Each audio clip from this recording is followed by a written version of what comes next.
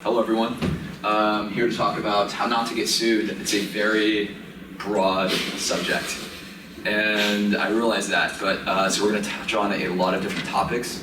We are going to discuss a little bit about intellectual property law, copyrights, trademarks, and go into actual cases. I want to discuss actual video game companies that have been sued, what happened, and what they can do to prevent it in the future. And I'll try to skip the privacy issues because we just had an excellent talk on that. Just first off, why should you listen to me? Who am I? I've been a lawyer now for about 11 years. I did litigation at Cravath, Moore in New York City for 4 years, another 4 years at Irell & Manella in Los Angeles, and now have my own litigation boutique for about 4 or 5 years now with 5 attorneys, and we do mostly litigation. About half our clients are video game companies, with plaintiffs and defendants work. And also a large portion of what we do is just kind of acting as general outside counsel to our clients and advising them how not to get sued and what to do. And I'm sure many of you have had this experience with your clients where you are advising them what to do, advising them what not to do, and begging for them to listen to you when they won't listen to you. Because they won't. They won't listen to you. Yeah. So we're going to start first just with a right of publicity issue. We have a lot of different topics, but one I want to talk about is this, the right of publicity. So the right of publicity, as you can see here, it's an economic right. And it's an economic right to commercialize your likeness. So what does likeness include? This includes your name, your photograph, your voice, your persona. It includes a lot of things. And there's been a lot of right of publicity lawsuits over the past decade. And I'm not going to go into all of them, but I will mention this one. So General Manuel Noriega is serving 20 years in Panamanian prison. He's a war criminal. And Call of Duty Black Ops 2 decided to use his likeness as a war criminal, as someone you were supposed to go into the country and capture and bring back to America alive. And they don't call him Noriega, so they don't use his real name, but it's clearly him. And everything about him, it's clear. It's a Central American dictator, so it's clearly him. Well, General Noriega sued Activision and sought a preliminary injunction to stop the game from being released. And his argument was right of publicity, that the right of publicity laws in California are strong. And the lawyer representing Activision was Rudy Giuliani, interestingly. And this was a little bit different than most right of publicity cases because instead of arguing that, look, it's not really them, which you do in most cases, they argued, yeah, it is him, and we have a First Amendment right to talk about historical figures and to talk about war criminals from third world countries. And General Noriega lost his preliminary injunction, and the case was then dismissed. The judge agreed. The judge said, let me see if I actually have a quote here. The judge actually used pretty spicy language, and he said that the Activision's First Amendment right to free expression outweighs a, quote, third world mass murdering war criminals' right of publicity in California. I was very surprised to see that language, but so most of the time you'll see right of publicity issues in video games. One of the things you really have to understand is that there is no federal right of publicity. It's state by state. I actually don't know what the law is here in Illinois, but it doesn't really matter as much as knowing that you really have to know where everyone's law is. If you release a game, you're not going to release a game just here in Illinois or in Chicago, you're releasing a game worldwide, everywhere in the United States. And that means that if someone has a right of publicity in California and you're violating the right of publicity, you're going to get sued in California. Not every state has very strong right of publicity laws. A very common mistake I see amongst video game developers and even lawyers is sometimes they don't realize there's post-mortem rights of publicity. These are referred to as dead celebrity rights. So if you think, for example, you can't use Michael Jackson's persona in a game, even though he's been dead for close to a decade now, I think. Yeah, because dead celebrities have rights. And that actually changes state by state. Some states have no dead celebrity. So for example, New York has no dead celebrity rights, a state you might think it does. And in some states, dead celebrity rights last 20 years, other states 80 years. In one state, they last permanently. Can anyone here guess what state that is, that they are permanent? Florida. No. Tennessee. Elvis Presley. Oh. It's basically an Elvis Presley law. So this doesn't mean you can't use anyone's likeness. If you want to use old historical figures, Tesla, you could probably use Tesla. He died 100 years ago. Probably not in Tennessee. Probably maybe. Who knows though. If you are going to use a person in your game, talk to a lawyer, and because you're gonna have to figure out what state's rules apply. Where do they die? Where were they domiciled? Try to figure out what state's rules apply. Try to figure out if there's a right to a dead celebrity there. Try to figure out how many years it is in that state. And you have to go through that huge analysis. Another thing to do is, as in-house counsel or lawyers to your video game clients, is caution them against this in general, because they won't always clear this with you, as you know. So it's something you have to actively and affirmatively teach. So for example, The Last of Us by Naughty Dog. It's clearly Ellen Page, the main character, is very, very clearly Ellen Page. Ellen Page has acknowledged this, that she knows it's her. But they didn't get her permission. It was just, and this is my guess, it was just some artist probably had used Ellen Page's photograph as inspiration quote unquote, for the main character. I'm pretty sure that's what happened, and I doubt anyone ever cleared it by legal, and if they did, legal would have said, do not do this. But the main character is Ellen Page, and they could have got sued. They could have got sued for a lot of money. And I'm not going to go into any more publicity cases, but there have been several where, with multi-million-dollar judgments, it's a very serious deal. So talk to your clients, counsel them against using people for... Didn't they change the face a little bit to make it look less like her? They may have, but because when it was released, it was just so clearly her that it was distracting almost. Oh, and also Ellen Page had also licensed her image for use in a different video game, which made it even worse, because now this other video game company was supposed to have Ellen Page in it, and now, I don't know, it wasn't as special. Because Naughty Dog are using The Last of Us. I think they got lucky that they weren't sued, honestly. The video game industry is not super litigious. It's a good thing. There's not. I mean, in-house counsel may disagree because they see lots of lawsuits, but in general, I have clients in all different industries, and I find video game companies don't want to sue. Most of the people wanting to sue are kind of crazy sometimes and don't have grounds for lawsuits, which is a good thing. But there are still lots of lawsuits. So let's get into some more of them. This is trademarks. I want to talk kind of briefly, we'll probably talk about it in other presentations here, about trademarks, because there's a lot of, not necessarily litigation over trademarks, even though there's quite a bit of it, but trademark issues can stop get your game pulled down from Steam, will get your game pulled down from app stores, especially mobile app stores. It's very, very easy to have your game completely removed because of trademark issues. You can also get sued for quite a bit of money. Overwatch, for example, I don't know how. So actually, let me just tell you what a trademark is, and then I'm going to go into some of these examples like Overwatch. So a trademark is a word, phrase, logo, color, or other symbol used by a seller to identify the brand name source of its product. Trademark is very interesting because it's really consumer protection when you get down to it. The point of it is so that consumers know what they're buying, know what the source of the product is. So it's far more so than copyrights and patents, is something there to actually protect the public good. So one example of a trademark is the word Nintendo. And the second example of trademark is their logo. You can see their logo here in gray lettering. And they have many different iterations of their logo, and they would all be trademarks. Another iteration is their slogan, greatness awaits. I think that was actually a PlayStation slogan. Yeah. And when you boot up your PlayStation, you hear that boot up sound. That sound can even be a trademark. If a different competitor start using that exact same sound that you know is your PlayStation sound, that can be considered a trademark. It's really anything that identifies. Though trademarks are limited by type of goods, the geographic limitation these days is not as important as it used to be. There's a lot of case law about geographic limitation. There's a guy selling in Kentucky, another guy selling in Tennessee, fine, well one guy will sell in Kentucky and one guy will sell in Tennessee, and that's fine. Not so much anymore with the internet and just with how connected we are. These type of geographic limitations are not quite as important.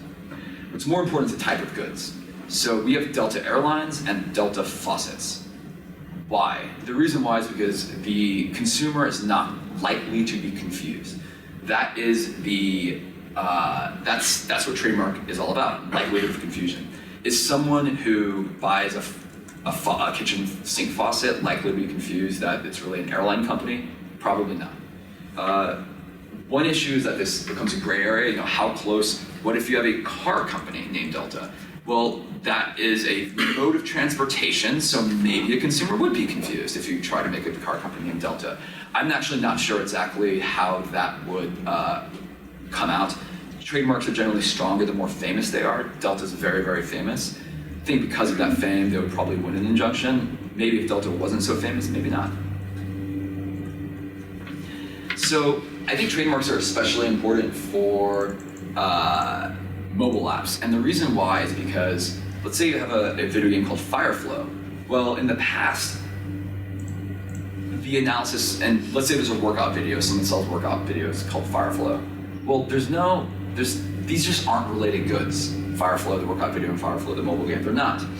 But the problem is these days, they're both mobile apps. And you can only have one title on the App Store, on the Apple App Store at least, you can only have one title. And these app stores, if you're not a big player like Ubisoft, if you're a small player, if someone sends a takedown with a registered trademark against you, they will comply, right? It doesn't matter if they're Fireflow, the video game. If you're not Activision, right, and someone sees your name and have a registered trademark and they send a takedown, you're in trouble. So you just be careful. Trademarks are pretty important, I think, especially if you have mobile games. Same can be said for Steam. But let me get into how to prevent a lawsuit now that I've sort of rambled about trademark law for a little longer than I expected. So Blizzard was released a game called Overwatch. I'm sure everyone's heard of it a few years ago. They did not do a clearance search, oddly enough. Someone else had a registered trademark for Overwatch for mobile games. And I remember I followed this very closely. I have no idea what they were thinking, what Blizzard was thinking. And this was a tiny developer. I mean, this game probably had a few hundred downloads. It was also not even really a video game. It was more like an add-on to help you play video games. But they had a registered trademark. And a month before Overwatch was released, 2 months before, they sued them for a DJ to make sure that Overwatch wasn't released. And they may have won. The case settled before the DJ was decided. Preliminary injunction, sorry. DJ is a declaratory judgment. I can talk more about that later. But they sued them for an injunction. And for the non-lawyers listening, an injunction is basically a very quick remedy. It does not take years to get. It takes a couple of weeks usually. You go to the court and you say, we have a great lawsuit, we're going to win. We cannot wait 2 years to see justice. We need justice right now because something really, really bad is gonna happen. And in trademark law, preliminary injunctions are pretty common. The really, really bad thing that's gonna happen is someone is about to infringe your trademark. If they said, look, we have the registered trademark for Overwatch for mobile games. Mobile games are clearly a related good to PC games, and I think a court would agree. Stop this game from coming out. And that case settled out of court. I don't know how much it settled for. I would be very, very surprised if they did not get millions of dollars. So it was probably, my guess is they probably signed in full the right to use the word Overwatch, rather than even license it to them. So they probably just purchased the trademark from them. That is speculation though, I do not know what happened behind the scenes. But I've been in very, very similar lawsuits, and usually that's what happens. You just purchase the trademark outright. So how do you prevent this? Well, you need to do a clearance search, obviously. And you need to search the US Trademark Registry, the EU Trademark Registry. It's not very difficult. They're both pretty easy searches. You search Google. You even search, because there's common law rights, you have trademark rights without registering. You should search, just do a search in Steam and type it in, see what names come up. Do a search in GameJolt. Look at these tiny, small distribution platforms as well, like Itch, GameJolt, and look in there, because those won't show up on Google often, and often the trademark's not registered, but these people have common law rights.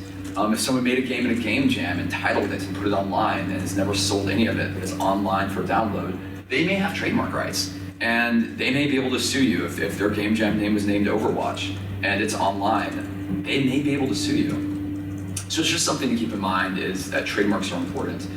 they can be used as a sword and a shield if you register a trademark. A shield in that it helps prevent lawsuits against you if you have a registered trademark for the name and you're going up against someone with common law rights. And as a sword, of course, to file a preliminary injunction and sue people.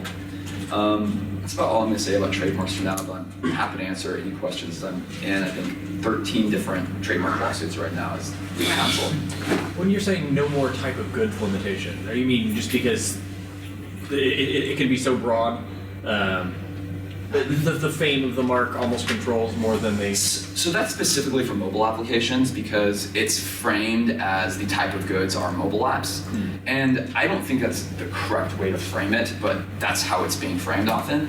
And one thing everyone here has seen is that judges don't really understand video games very well, and they don't see a difference. So, for example, the trademark office does not see a difference between a video game title, a tabletop board game title, and a slot machine title, right?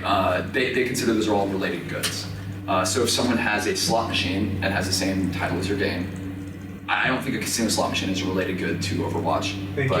Thank you. Yeah, but the trademark office, for example, does, and a judge may agree. The mobile app store, the interesting thing is that it's on such a huge scale with Google and Apple that if you have a registered trademark, that's the only issue they care about. They look at the word, and these aren't lawyers on the other end. Oh, maybe there are lawyers. From my experience with them, I don't think they are. But the people receiving these complaints don't really do much analysis. They go, okay, this is the word, and they have a registered trademark. Cool, it's coming down. I think they complain about it's coming down. So be careful. To really understand the types of good limitation, I think those are really the most important things. All right. So here is an example of an actual preliminary injunction. Make It Rain, The Love of Money versus Make It Rain, Rich and Famous. This was a preliminary injunction filed in California, Space Inch v. Ice Moki, and let me see what can I say about this. So, defendant implemented the same escalating hierarchy of rewards in their infringing game. Clearly the title is similar, clearly the game is similar. This is basically a clone. And the clone made the mistake of using the same name, right? Make It Rain, Love of Money, Make It Rain, Rich and Famous. They changed it a little bit, but look, here's the moral of this story to not get sued. If you're gonna clone a game, don't use the same name as them, right? Had they named it something other than Make It Rain, maybe they would have survived the preliminary injunction, but they didn't. This case settled right after they lost the preliminary injunction. It's apparently no confidentiality agreement because the lawyer was just talking about it and saying what they settled for. So either he was violating it or there's no confidentiality agreement. But the game came down from the App Store and he said they got all of their revenue to all of the offenders' revenue to their client, which is a good result. If you're gonna clone games, be a little slyer than this. Okay. Loot boxes. I'm not going to talk about this very long. We can breeze past this. I think this is probably something we'll discuss a bit more in the panel we have. All I'm going to say really is that Apple requires games with loot boxes to disclose your odds of winning.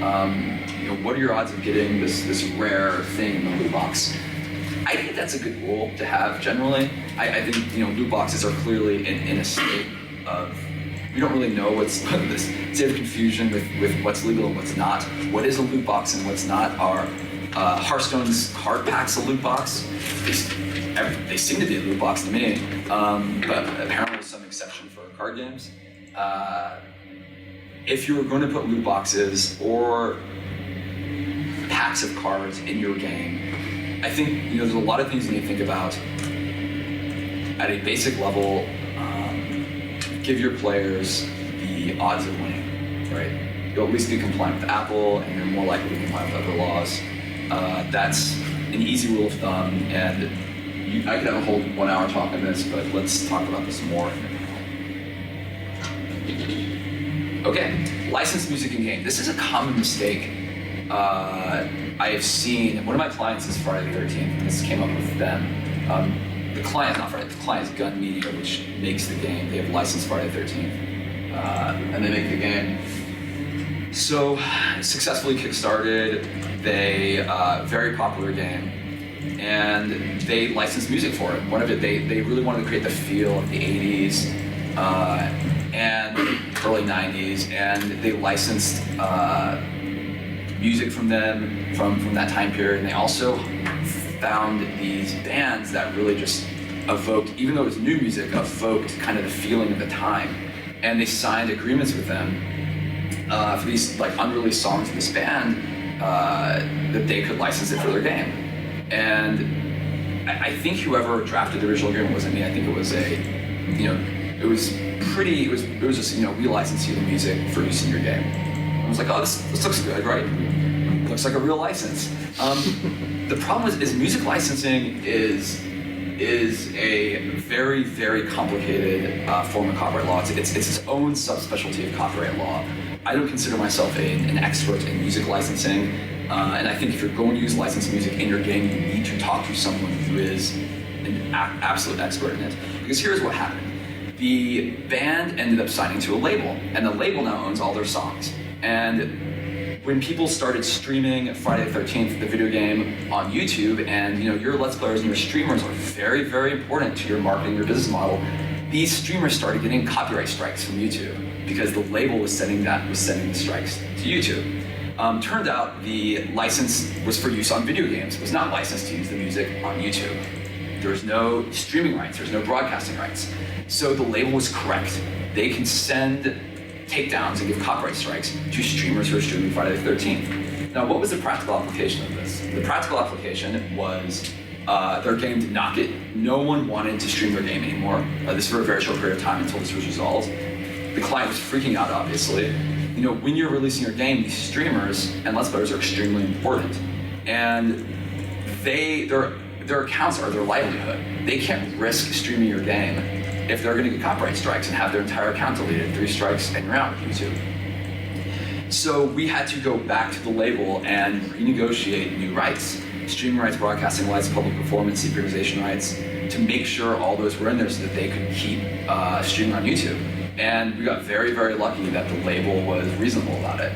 And in this situation, the label realized realized the original intent of the parties, and they were actually pretty nice and reasonable about going back and signing up just a brand new agreement that included all of these rights. But I don't think, music labels are notoriously unreasonable, so I think we got lucky.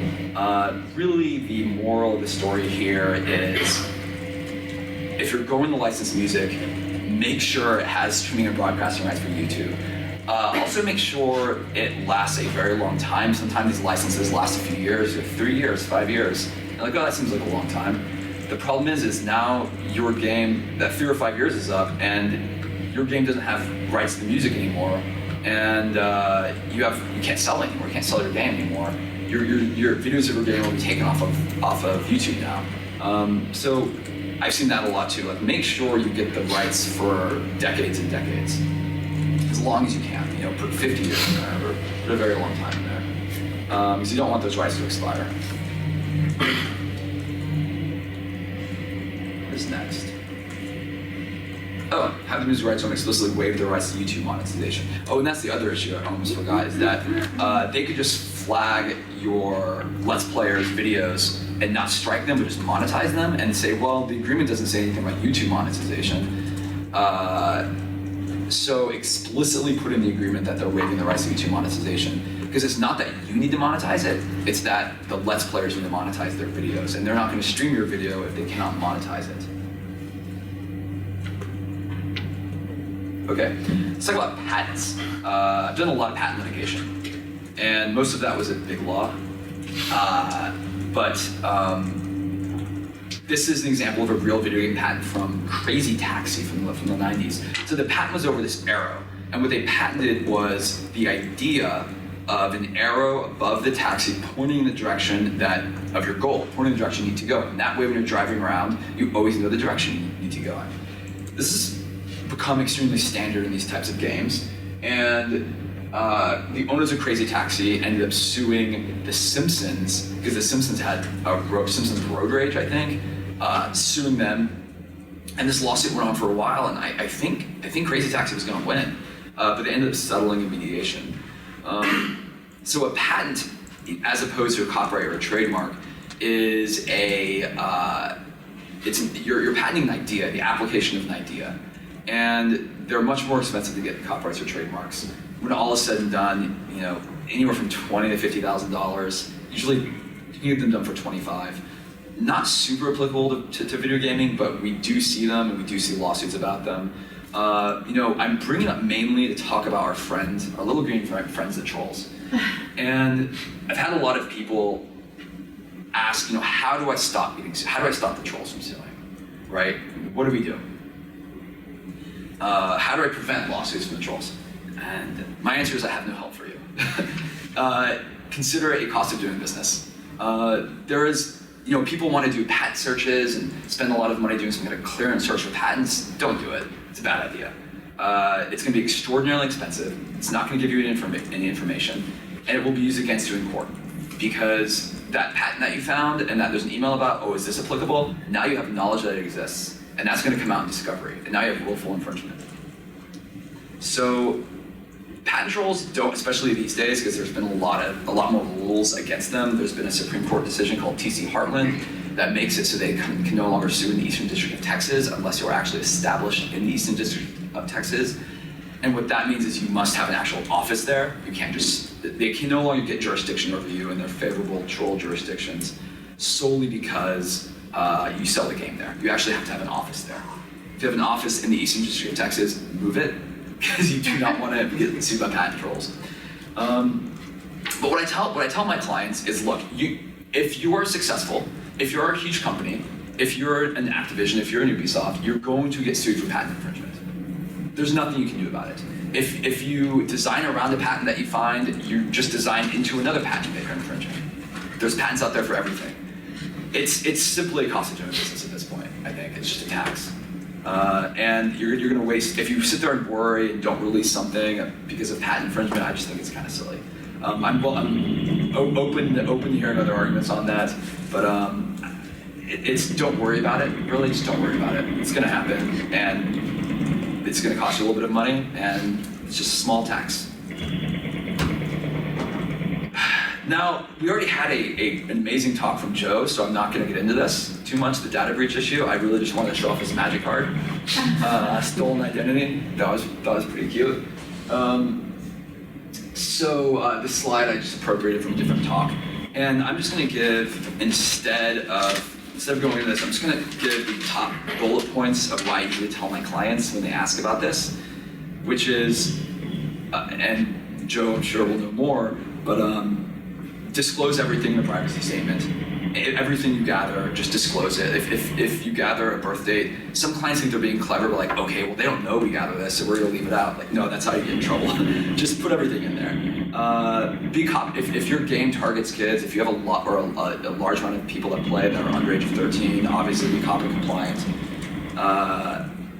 And then I tell them, obviously be GDPR compliant, especially if you have significant EU presence. And D, this is important, is if there is a data breach, contact a lawyer immediately, because there are disclosure laws that are very, very important when there is a data breach. And I'll give a quick war story about how this affected one of my clients that hopefully it sheds some light on what you can do in a similar situation. One of my clients ran an MMO, and this MMO was not very big, but it was well loved, and it was a little older. And it was one of those MMOs where it's just, development stopped years ago, but it's still online, right? And it's online because there's a fervent fan base that loves it. And only a few thousand people play, and they don't make money. They don't even make money for it anymore. They don't charge. They just keep the servers online as a favor for the fan base. The company has otherwise gone on to different things and it's completely abandoned forums, the server, everything else. They pay for its upkeep, but nothing else. As a gift to their fans. That's a huge red flag. And you may be wondering why this is a red flag. And this is a red flag because they're no longer updating their forums or their servers or paying any attention to it.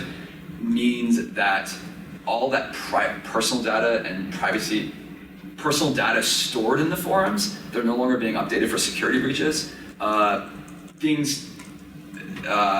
basically what happened was a hacker was able to get into forums and steal every username, every password, because they were still using 6-year-old technology, right? They weren't updating anything. They were not updating their security, so they were using just hashes for passwords, and they were using just very, very old technology.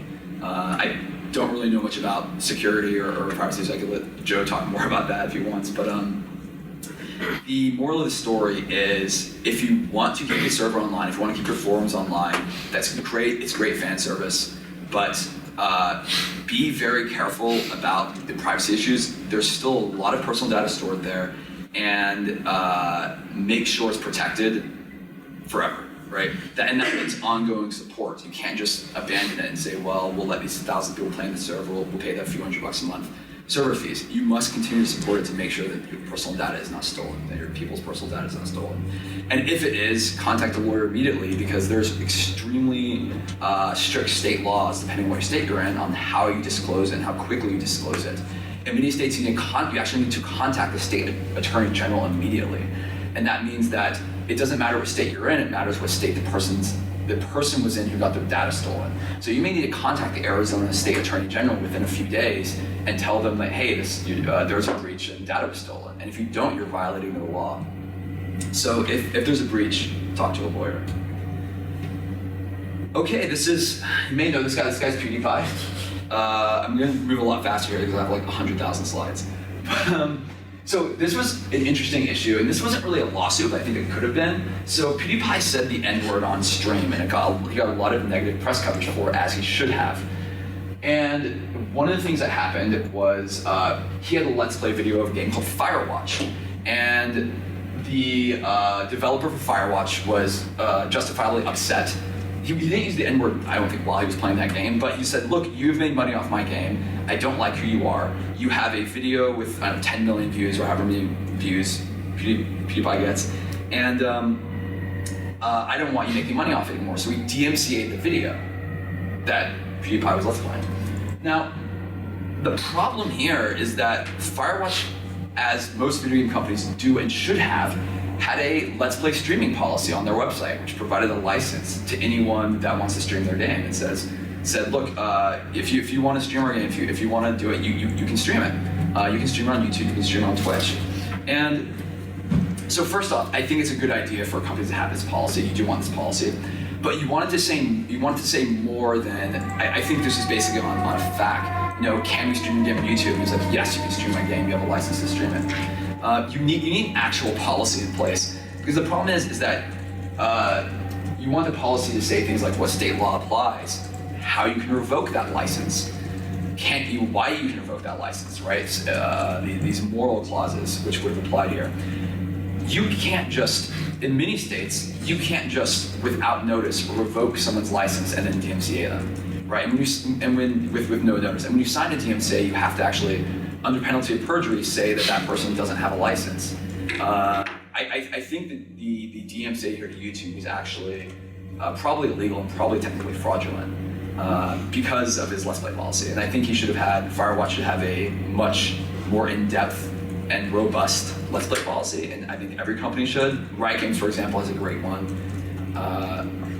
That's just one example. Let's Play policies are a good thing. You should have one, but make it a little robust, right? Have some things in there.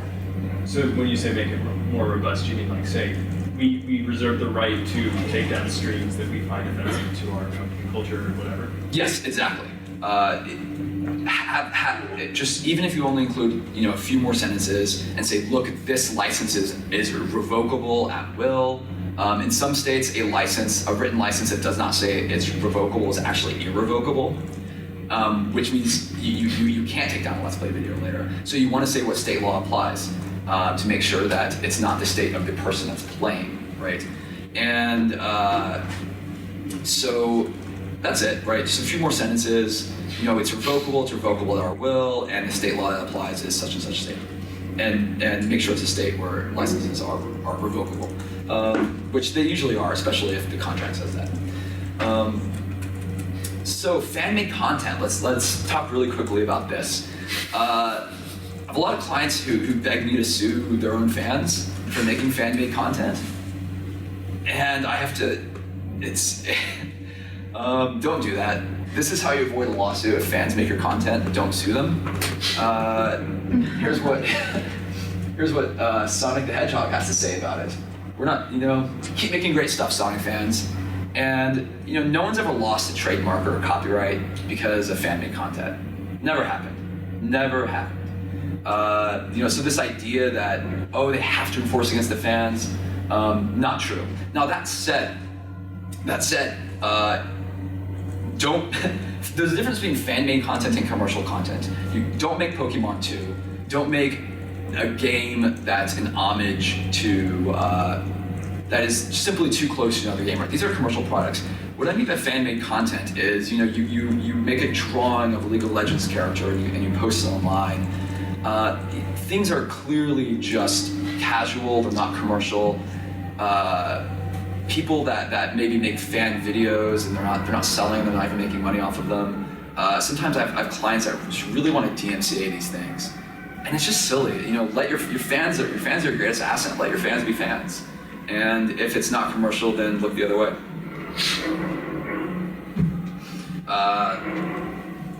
Not really a tip on how not to get sued, but watch out. This has been discussed already for social media backlash. If you're a little heavy-handed with your enforcement, because that can be very important. A few years ago, there was a lot of online drama between Candy Crush and the Banner Saga. The Banner Saga is a video game, an RPG about Vikings, and it's mobile. It's actually a great game. You should buy it and play it. It's a fantastic little strategy game. Then there's Candy Crush, which was apparently Candy Crush Saga, and it's apparently full title is Candy Crush Saga, and the Viking game is called the Banner Saga, and they tried to sue them for trademark and get them taken down because they both shared the word saga. That's a little much, a little heavy-handed, and Candy Crush got a lot of very bad publicity. So this kind of tracks back into the previous issue of, you don't just want to have heavy-handed enforcement against everything. Stop and think, is it a fan? Or am I going to make the front page of Reddit based off of being a jerk because I'm sending out the C&D letter? Stop and think about that. Because gamers love drama, they love to talk on Reddit, and they love to root for the little guy, and they can turn on you very, very quickly, as we saw with EA, and that, yes? So I think one of the questions I have is, what are some of the internal processes for a company that would be really important to have that conversation between, the marketing PR team and the legal team to be able to say, like, look, I have some understanding about, the need for us to be able to protect our IP as much as possible, but it's potential that the ramifications for something that you'd like to do on the legal side would be so detrimental to our PR and marketing that it's almost not worth it. How do you balance that? How do you create a process for that? Well, I think you need a lot of communication between your lawyers, and usually I interface with a single person in a company, and usually it's not always the just random people on the marketing team, but what you need to do is just have the lawyer just needs a very good understanding of the company. Usually in-house lawyers obviously have a fantastic understanding of the company, but lawyers should usually not be sending takedowns without running it by their client first. So first off, the lawyers shouldn't just be, especially with outside counsel, shouldn't just be sending takedowns on their own ever, right? There's very limited circumstances when you're kind of given a blanket go-ahead to, enforce their IP against anything you see because there's recurring issues. But, can you give me like an example? Because I feel like I'm not really answering your question very well. No, for sure. I guess just more just if the question being from an operational process at a larger company. Okay. So I totally understand that there needs to be communication from the lawyer's side to be able to do that, to be able to functionally be able to have that communication in place.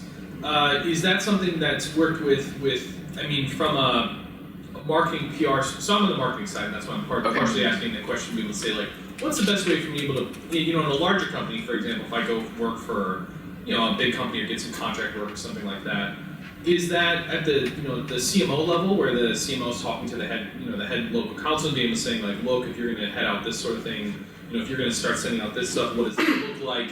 how do those discussions happen, I guess? So your question is how do you the marketing team discuss with the lawyer the right balance between what to send cease and desist letters for and what not to? Sure. And it's simply a conversation you have. You have a phone call with the chief marketing officer and the enforcement counsel, and you discuss it. And it's just something you have to have an open conversation about, and eventually the lawyer will get a feel for it. The lawyer should also, generally speaking, until they're very, very comfortable with the client, not be running every C&D letter past the client, every takedown letter. And that's just how it's done, and eventually you'll get a feel for the client, and hopefully you'll get a lawyer that knows the video game industry and won't send C&D letters like this one. I think this was not seen. This may have been a takedown request. And I get one follow-up if you don't mind. So I think one of the things related though is if you were to try to break down the marketing and PR value into some sort of tangible item, it's much harder to put a dollar value on trust or a dollar value on the benefit and communication that you have with your clients or your audience, people who are buying the game. Have you found any good ways to be able to understand the balance between that sort of the monetary value related to making sure you're protecting IP versus almost how do you balance the very tangible value versus the very intangible value? Yeah, look, balancing the value of enforcing your IP with the value of having your fan base be happy with you. It's an art, not a science. And it's kind of like that famous Supreme Court case about you'll know it when you see it. And what I mean by that is fan art, you know it when you see it, and something that's not commercial. Like if someone has on Kickstarter, they're making the next Star Wars, the sequel, which happened recently, Star Trek thing, that's gonna get taken down. But if someone, again, creates this silly little homage to Spock, and they're not making thousands of dollars off or anything, then just ignore it. Even if they're selling something on Etsy, sometimes you can just whatever, you can just ignore it sometimes. But other times you don't want to, right? And it's a give and take, and marketing it also depends on the client. Some clients don't care about whether people think of them, especially a lot of clients that sell kids, some of them that sell kids games, because they're not the 8-year-old doesn't care what their online presence is. So some clients don't really care what Reddit has to say about them. In fact, a lot of them don't. EA does. For good reason. Riot Games probably does. So it's very company by company specific. And some companies it's also I found just by CEOs, some CEOs I talk to, if they see a fan make a t-shirt that's theirs, and they take a photograph with their t-shirt online, they get really pissed off for some reason. And I don't really get it, I don't know why, but it's just very company specific. Cool, thank you. Sorry I couldn't give a better answer. No, that's perfect. I mean, I can speak to just a little bit in-house. The approach I take is kind of from the legal perspective, kind of a we inform, you decide, leave it to the marketing people that you know it when you see it, and from my angle, the marketing people know what's good and what's bad for the brand better than I do. So, I mean, my approach is just almost sort of take my marching orders from them, especially if you're dealing with outside counsel. Yeah, so we were saying for the people that tuning in maybe that because you have the mic is Inhouse Counsel is talking about how there needs to be a direct line of communication between the lawyers and the marketing side, because the marketing side knows better than the lawyers, and that, especially if they're outside counsel, is often true. So we're going to move on now because I have 150 more slides. I have 10 more minutes, so I'm going to breeze through these. And this is the meat of it right after this, because I'm going to get copyright law. Okay, so someone stole your IP. So 2048, as you see, why are there all these clones of 2048? Oh, is it because you can't trademark 2048? There's no protectable IP? No, that's not why, because this guy could have got a trademark registration for 2048 when he created the game, easily. That's an arbitrary set of numbers for a game. He would have absolutely got the trademark for that. So this guy just didn't protect his trademark. Whoever created 3, so whoever created 2048, they didn't protect their IP. So it's a very easy game to clone, so now you see a million clones on there. Kind of the same with Flappy Bird. The guy just didn't want to protect his IP, so didn't. I'm not going to say too much about either of these, but There's a lot of cloning in the mobile space, lots and lots and lots of cloning.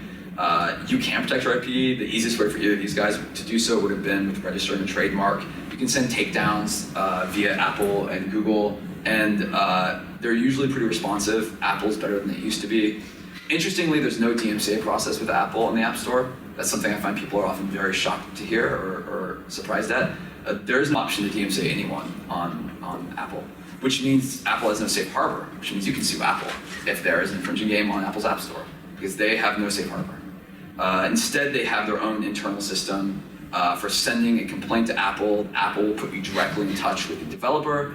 The developer will then remove it usually. And if several months go by and you still haven't resolved it, then Apple, as far as I can tell, will arbitrarily choose one way or the other to either remove the content or not. But interestingly, there is no DMCA technically. The point of these two slides is mainly to say, look, if you have a popular mobile game and you don't enforce your IP, it's kind of the other side of non-enforcing, this will happen to you. So at some point, you do actually need to enforce your IP.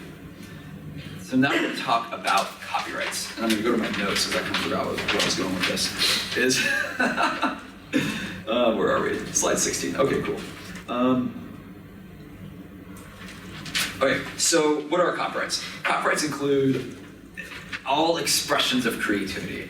And for a video game, this is important. This is your source code. This is your art. This is your sound. This is basically all of your game assets. So copyrights can be very, very important for a video game. One random little urban legend is you don't need to register a copyright, and that's kind of true. You don't need to register a copyright to have it protected.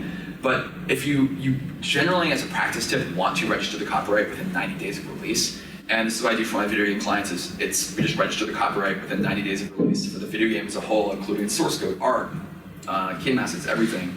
It's a $55 filing fee. It takes like 30 minutes or an hour to do. It's really not hard. And if you do it within 90 days of publication, you get basically a whole lot more enforcement rights. Attorney's fees if you have to sue someone, statutory damages, especially the attorney's fees part.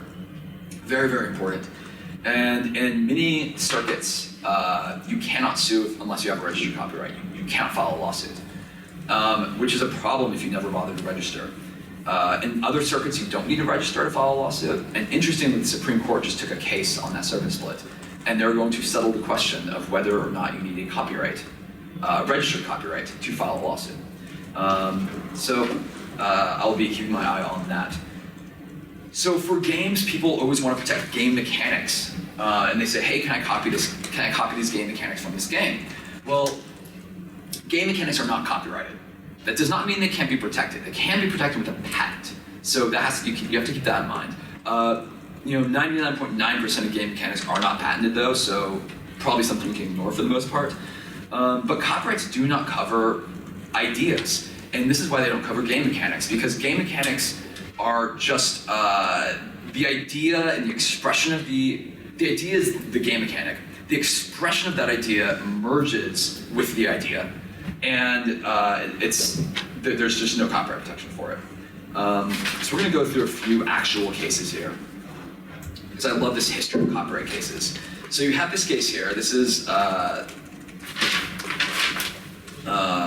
so we have cases going back to 1981. I think they even go back a little bit further, but we're gonna start here in 1981. Oh my God, 37 years ago.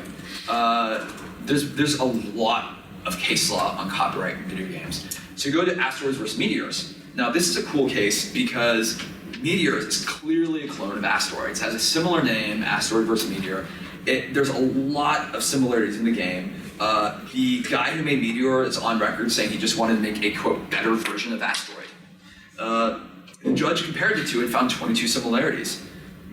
He also found that the plaintiff did base his game on that, the defendant did base its game on Asteroid's games. To put it bluntly, quote, defendant took plaintiff's idea. However, the judge said, copyright law does not prevent this. Right? It doesn't matter you cloned the game. It doesn't matter all the mechanics are the same. It doesn't matter that both games there is a 2D triangle spaceship shooting through rocks. Exactly 3 sides of space rock. The largest rock always splits into 2 medium rocks, which will always split into 2 of the smallest rock. A player received an extra life as soon as they score 10,000 points. Player's spaceship is killed by a single hit of a rock, including many other similarities. There are clearly very similar games. They're graphically, I think Meteors was graphically a little far ahead. That was the main difference, ran a little smoother. Judge said this doesn't matter. You cannot, these are all like ideas in game mechanics. It doesn't matter if you copy one game mechanic or 100.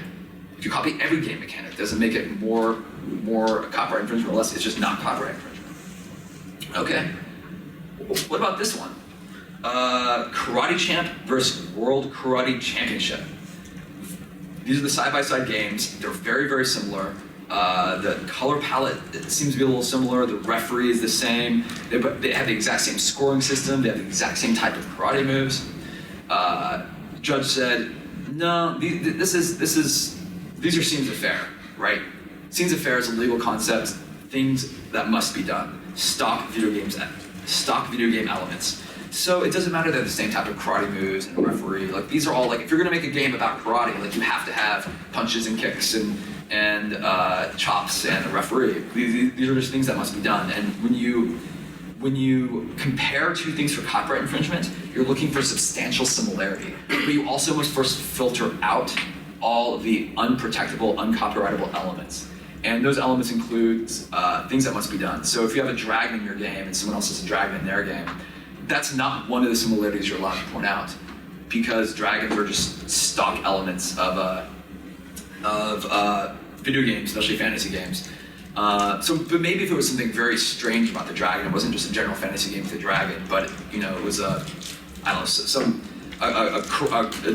dragon doing kung fu or something. Right? It would have to be a little more specific than just a dragon, otherwise I'd filter out altogether. But the judge here said, nope, not copyright infringement. It doesn't matter, scoring is the same, moves are the same. All right, next one. I have to go through these a little faster than I have 3 minutes.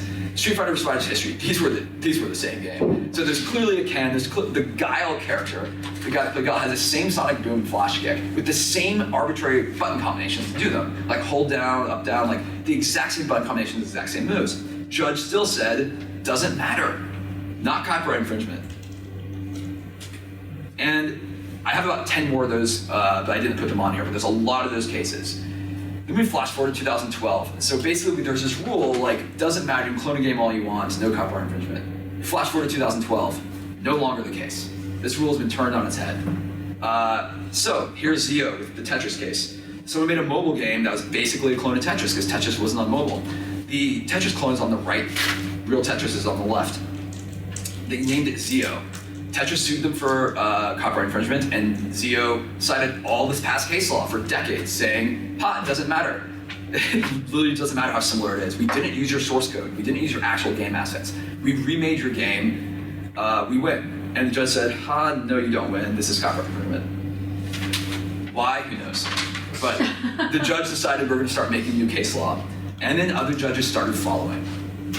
So here's what the judge said. The principle does not mean and cannot mean that any and all expressions related to a game rule or game function is unprotectable. Almost all expressive elements of a game are related in some way to the rules and functions of gameplay. The idea of the game is expressed in part through its rules. Well, that's new. That's interesting. So I don't have all the slides for it, but there's been many other cases testing this theory. One of them is the Triple Town v. Yeti Town case. So there's been some other cases, and we're in a little bit of a state of flux right now with copyright law. And the reason I showed you all these cases was to kind of demonstrate that we're in a time of flux. We don't really know anymore what is copyrightable with video games and what isn't. If you clone a game very closely, especially in the mobile space, you will probably get sued, and you will probably lose. A lot of these mobile game companies are becoming very litigious about suing their competitors who make games. Wizards of the Coast sued Hex. I'm going to skip past this because we have no time. This is a case I was involved in. I was actually the represented plaintiff here. My client was Flow Free. The defendant was Link Classic, basically the same game. They did remake the levels, so there were their own levels. But it was the same idea of the game, very, very similar. Didn't have the same name or anything. But we sued them, and they settled immediately. They assigned all their IP to my client, gave my client, there's no confidentiality clause in the settlement, gave my client like $60,000, which is a little more than we were expecting. And we had all their games removed from the App Store, based off of essentially the precedent of this Tetris case and these other cases going on right now. So this was another interesting one. So Lilith v. Ucool. So this is Hero's Charge and Soul Clash. Very, very similar games. And this one I really want to talk about because I think it's it has a really interesting concept in it. It's very different from every other copyright video game issue. Is that Lilith v. Ucool, Soul Clash versus Hero's Charge. Ucool, sorry, the defendant was Ucool. Defendant was Hero's Charge. So Lilith Games thought Hero's Charge was a little too close to Soul Clash. Not only a little too close, pretty similar. I mean, the art assets were clearly different, but the game was so similar.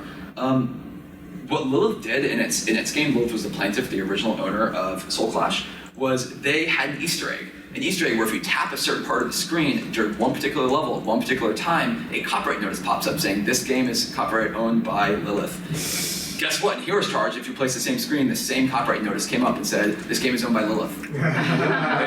So they put an Easter egg in there, and so obviously Ucool lost this. It's unclear whether they decompiled the code and just they use the same source code. They use literally the exact same source code. And I say this because don't use the same source code if you don't want to get sued. Do not use the same source code. I love this idea of a sort of a Easter egg in your source code because it was dramatic evidence to a judge who may have otherwise said, well, there's a lot of history of these cases. Look, when you have a copyright notice popping up saying it's the plaintiff's game, you're going to lose the case. I have a couple more minutes, so I'll go through a couple more. Yeah, here's the copyright notice right here. So when you tap a specific part of the screen, this comes up. Lilith Games with the plaintiff. When you tap this in the defendant's game, this notice came up. So they lost. That was in 2015. Oh, there's also this Riot Games lawsuit that was just filed. So just to give a quick overview, there's a lot of really interesting copyright cases out there. There's a little bit of pushback on this copyright idea in the tabletop industry with a lawsuit called Bang in the Fifth Circuit. There's a lawsuit. So basically what happened was this Bang is this it's a tabletop game. I won't get into too much of it, but a Chinese company copied 100% of its game mechanics and basically reskinned it into a game called Three Kingdoms. And now instead of, you can map every character, and Bang has a sheriff and an outlaw. Well, the sheriff is now a shogun, the samurai is now the policeman, and the renegade is now a ninja. I don't remember exactly what it was, but you can map all the characters, and the rules are the exact same. And they got sued for copyright infringement based off of Tetris and Yeti Town, even though it's tabletop, and said, look, they stole 100% of the game mechanics. It's essentially Tetris, the Tetris case. And they actually survived motion to dismiss. So the plaintiff survived motion to dismiss, but then lost in summary judgment. And the judge said, no, game mechanics aren't copyrightable, we're done with this. So that, I think it was a very interesting case in Fifth Circuit, maybe a year ago. I'm out of time. I would have liked to talk a little bit about this Riot Games lawsuit because it was very interesting. But I'll move on to questions. All right, yes. What was so interesting about the Riot Games case? All right, you only have 1 minute. I will go through the Riot Games case. I think everyone should download this complaint and read it.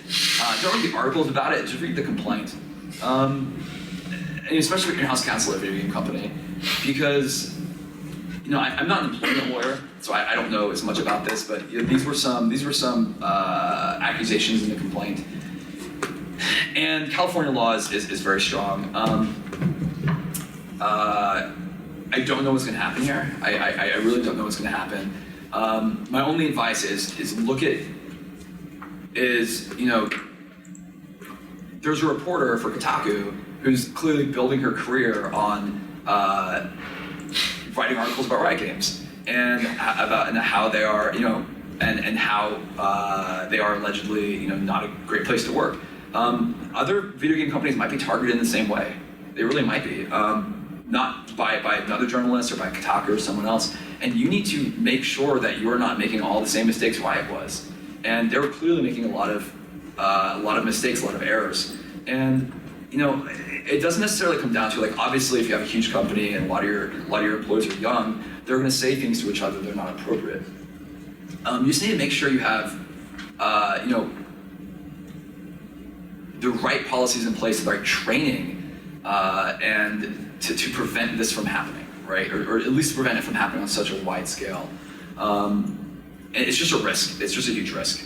But just I think in-house counsel especially should read this complaint and essentially try to think about is there something at their company that they can make better to prevent something like this? Because it's not only is it, you know, the worst part for this variety games is not the money in the lawsuit they're going to lose or settle. It's this horrible publicity. I mean, they're getting horrible publicity. I mean, how are they going to get people to come work for them now? It's going to be very, very tough.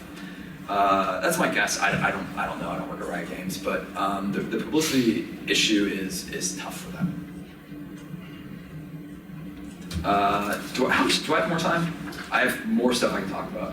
We got about 5 minutes. Oh, okay, good. Well, there's a timer on here that's timed out at 1 hour, over 1 hour. That's why I thought I was out of time. It now says 1 hour, 1 minute. So I thought I was out of time. You got about 5. Cool. So I'm going to talk about one more issue then. The bonus surprise issue, because I went quickly through the copyright issues. The bonus surprise issue that we will talk about is assignment language with your employees. So you need to make sure that your employee agreement has the correct assignment of IP language in it. This is something I've seen several times, a surprising number of times, is that the goal of the company is usually to make sure that their video game developer, that they own video games that their developers make. They own the ideas and the IP of their employees. And usually what they don't want is employees making stuff in their off hours and then saying that they own it separately. You know, the company wants to say, look, if you make a video game in your off hours while you're working for a company, it's not every company, but a lot of companies will say, look, we own that, that's ours. And I represented the defendant, these two guys, they're developers of a major video game company, and in their off hours, they didn't use their work computer. It's not like they were, using their work computer during work hours. They had a very good separation between their home computer and they worked at home. And then they both quit the company and they, had a Kickstarter for their game. And the company said, hey, wait, not so fast. We have an IP assignment agreement. You are clearly making that while you're at our company, and we own it. Give us a piece. They wanted a piece of it. They're being kind of petty about it. And some people, I think there was a little bit of bad blood between the employees and the game company.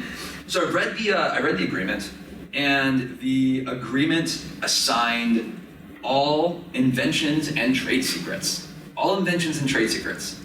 Didn't say anything about copyrights. Didn't say trademarks. Didn't even say intellectual property. It just said all inventions and trade secrets. We relied on that language to get them to go away. And there was no lawsuit filed, but there was a lot of back and forth, a lot of very strong language both ways, a lot of threats both ways, and really what got us off was this hook that, look, they assigned inventions and trade secrets, they did not assign copyrights. This game is not that they created them off time, is neither an invention nor a trade secret, it's covered by copyright law. So read your employee assignment agreements and make sure that they assign all intellectual property if that is your goal.